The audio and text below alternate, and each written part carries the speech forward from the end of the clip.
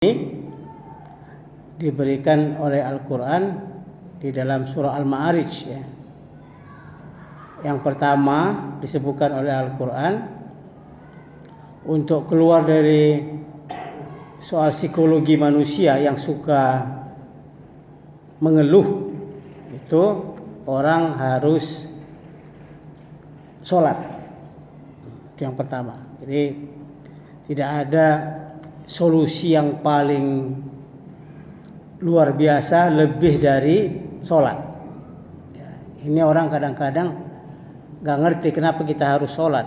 Ya, padahal sholat itu hadiah dari Allah untuk mengatasi masalah kita di dunia. Karena dunia ini terlalu berat. Ya, persoalan di dunia ini terlalu berat. Jadi kita menghadapi persoalan berat itu, persoalan besar, dengan mengatakan Allahu Akbar. Aku punya Allah yang maha besar. Jadi sebesar apapun problem aku, gak ada masalah. Yang kedua, dengan kriteria yang kedua Allah sebut orang yang sholat itu tidak pernah merasa dia memiliki harta. Dia hanya merasa itu pinjaman dari Allah, titipan. Sehingga dia tidak pernah risau dengan urusan harta. Bahkan ketika dia punya harta, dia tidak masalah. Tidak punya harta lebih tidak masalah lagi. Sebenarnya yang hidup kita ini bermasalah kalau kita punya harta. Ya. Kalau kita nggak punya harta, masalah kita sedikit sebenarnya. Kalau kita punya harta, maka problem kita, kesulitan kita adalah melepaskan harta itu dari genggaman tangan kita. Itu makanya kenapa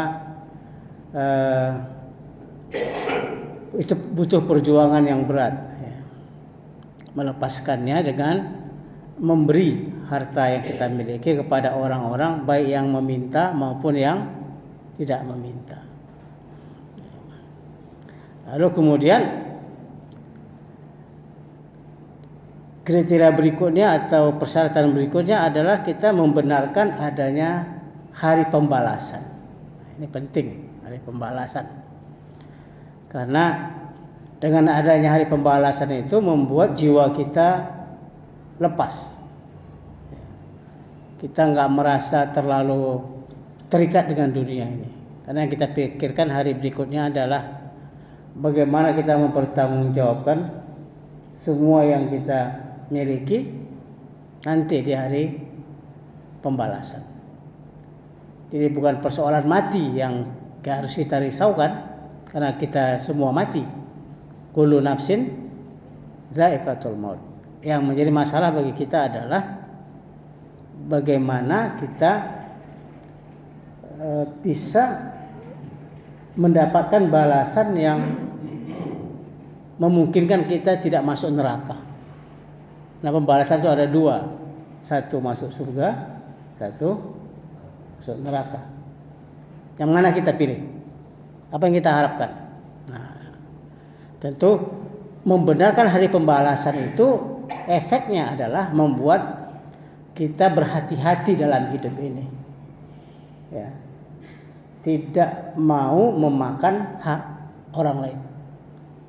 Lebih baik lapar daripada berutang gak bayar. Ya. Itu yang paling penting. Jangan enak aja minjam 100 dulu. Ya.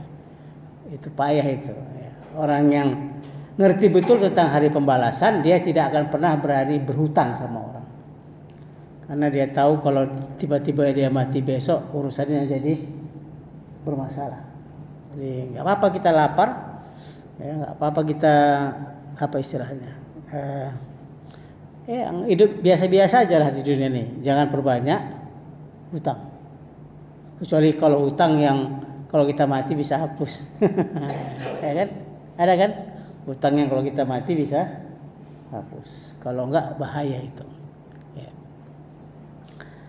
Kemudian kita orang seperti ini takut betul dia terhadap, karena percaya pada hari pembalasan. Yang paling ditakutkannya itu adalah azab dari Tuhan. Karena azab Allah itu tidak memberikan kenyamanan sedikit pun. Jadi nggak ada orang yang bercita-cita masuk neraka. Ya. Dan jangan pernah mencoba-coba untuk main-main dengan neraka. Toh nanti masuk surga juga. Ini argumentasi yang ngawur ya. Kita itu diperintahkan wakina azabannar. Itu kajian kita beberapa hari yang lalu. Kemudian untuk persyaratan berikutnya, orang yang bisa keluar dari persoalan hidup di dunia ini adalah ketika mereka bisa menjaga kemaluan mereka. Ya. Itu penting. Dalam Islam menjaga kemaluan itu sangat penting, karena itulah yang bisa membuat kita, meskipun kita rajin sholat puasa, kalau kemaluan kita rajin jalan-jalan kemana-mana, itu yang membuat kita masuk neraka. Jadi hati-hati ya. Walladzina hum li furujihim hafizun. Karena dalam Islam itu urusan kemaluan hanya bisa dihalalkan lewat pernikahan. Jadi menikahlah. Jangan main cabai-cabian. Jangan melacur.